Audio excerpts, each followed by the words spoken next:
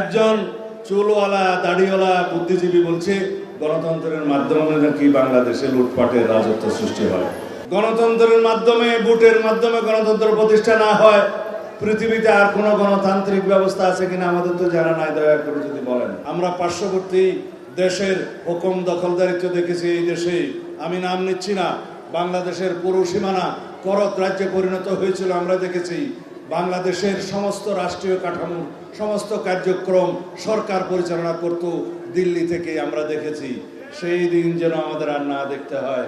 এইগুলো যদি আমরা বলে নির্বাচনের কথা বললে আমরা নাকি আরেক দেশের চর হয়ে গেলাম, গোয়েন্দা হয়ে গেলাম, কি যেন এজেন্ট হয়ে গেলাম। কারা বলছে? যারা চায় নির্বাচনের মাধ্যমে নাকি গণতন্ত্র প্রতিষ্ঠা হয় না।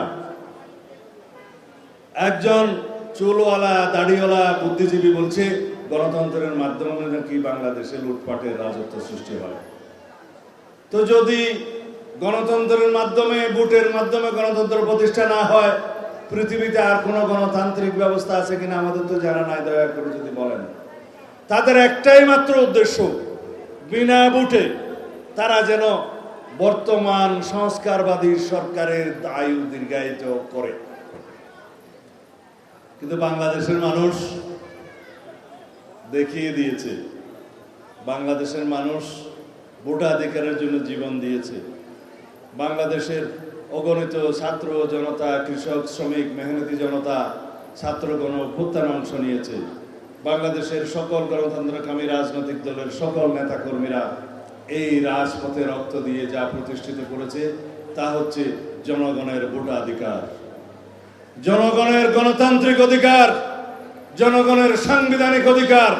সেই অধিকার প্রতিষ্ঠার জন্য আবারও যদি আমাদেরকে সংগ্রাম করতে হয় তাহলে আমরা আবার সংগ্রাম করব।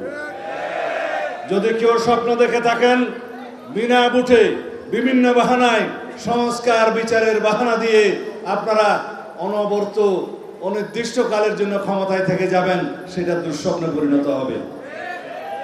বিভিন্ন রকমের কথা শুনে সংস্কার হচ্ছে একটি চলমান প্রক্রিয়া। মধ্যমেয়াদী সংস্কার, দীর্ঘমেয়াদী সংস্কার হবে, কিন্তু আমরা বলেছি এখনই তাৎক্ষণিক স্বল্পমেয়াদী সংস্কার করে নির্বাচনের জন্য যা যা প্রয়োজন সেই সংস্কারগুলো সাধন করে নির্বাচন দিতে হবে অতি শীঘ্র।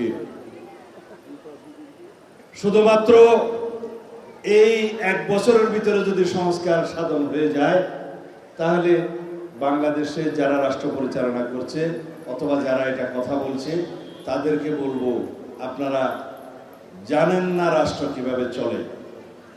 পৃথিবীর ইতিহাস বলে প্রতি প্রায় 16 থেকে 20 বছর অন্তর অন্তর সংবিধানে বিভিন্ন রকমের সংশোধনী আসে। এই পর্যন্ত ভারতের সংবিধান 93 কি 95 বার পরিবর্তন হয়েছে। আমেরিকার সংবিধান প্রণয়নের পরে এই পর্যন্ত 27 বারেরও বেশি পরিবর্তন হয়েছে। পৃথিবীর বিভিন্ন দেশে সমাজের প্রয়োজনে, মানুষের প্রয়োজনে সামাজিক বিবর্তনের মধ্য দিয়ে যেতে হয়, সংস্কারের মধ্য দিয়ে যেতে হয়। বাংলাদেশে যত কিছু সাংবিধানিক সংস্কার হয়েছে বিএনপির হাত ধরে এসছে।